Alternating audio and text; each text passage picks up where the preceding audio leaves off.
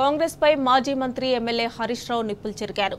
ప్రచారంలో అబద్ధం, పాలనలో అసహనం ఇదే కాంగ్రెస్ తీరు అంటూ దుయ్యబట్టారు. ప్రజల పక్షాన ప్రభుత్వాన్ని ప్రశ్నిస్తూనే ఉంటామని స్పష్టం చేశారు.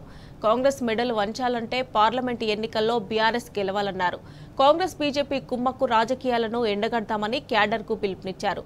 ఈ మేరకు నల్లగొండ ఎంపీ నియోజకవర్గ సన్నాహక సమావేశంలో గులాబీ శ్రేణులకు హరీష్ రావు దిశానిర్దేశం చేశారు.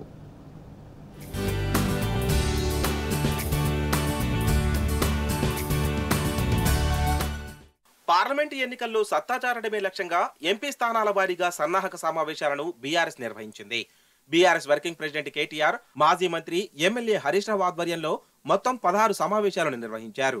క్యాడర్ నుంచి సలహాలు, సూచనలు స్వీకరించారు. ఏ నియోజకవర్గంలో ఎలాంటి పరిస్థితి ఉందో స్వయంగా అడిగి తెలుసుకున్నారు. ఈ సందర్భంగా పార్టీకి ద్రోహం చేసిన వారిపై చర్యల కోసం డిమాండ్లు వచ్చాయి. మొత్తం 16 సమావేశాల్లో దాదాపు 112 గంటల పాటు చర్చ జరిగింది. సంస్థాగత బలోపేతంపై గులాబీ శ్రేణుల నుంచి సూచనలు వచ్చాయి.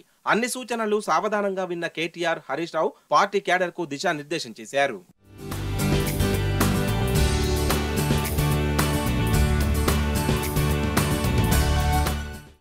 గతంలో చేసిన పొరపాట్లు మళ్లీ చేయకుండా ముందుకు సాగుదామని హరీష్ రావు పిలుపునిచ్చారు.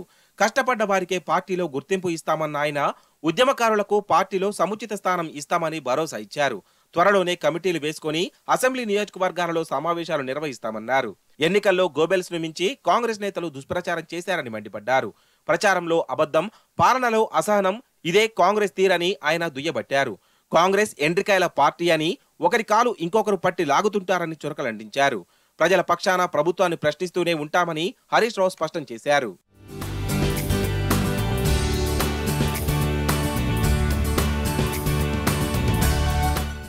కర్ణాటకలో కాంగ్రెస్ తీరు ప్రజలకు అర్థమైందని, ఇక్కడ కూడా అర్థమవుతుందని హరీష్ రావు స్పష్టం చేశారు.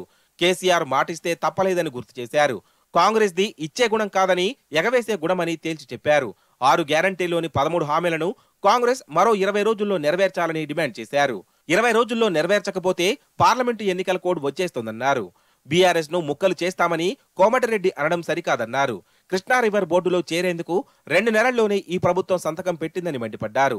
సంతకం పెట్టిన సీఎంను కోమటిరెడ్డి నిలదీయాలన్నారు. నల్గొండకు సాగు, తాగు, నీళ్ల కటకట గురించి కోమటిరెడ్డి మాట్లాడాలని హరీష్ రావు స్పష్టం చేశారు.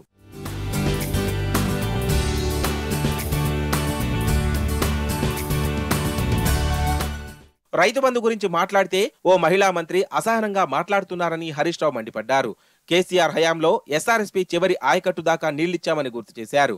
ఇప్పుడు కాళేశ్వరం నీళ్లు వాడుకునే అవకాశమున్నా ఈ ప్రభుత్వం ఇవ్వడం లేదని దుయ్యబట్టారు. కాంగ్రెస్ మెడలు వంచాలంటే పార్లమెంటు ఎన్నికల్లో బీఆర్ఎస్ గెలవాలని ఆయన స్పష్టం చేశారు. కాంగ్రెస్ బీజేపీ కుమ్మక్కు రాజకీయాలను ఎండగొడదామని పిలుపునిచ్చారు.